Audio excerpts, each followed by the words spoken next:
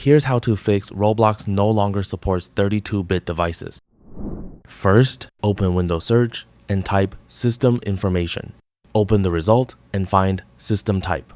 If it says x64 based PC, then just update your Windows from Settings and reinstall Roblox from Microsoft Store. But if it says x86 or x32 based PC, your system is running a 32-bit version and may not support newer Roblox updates.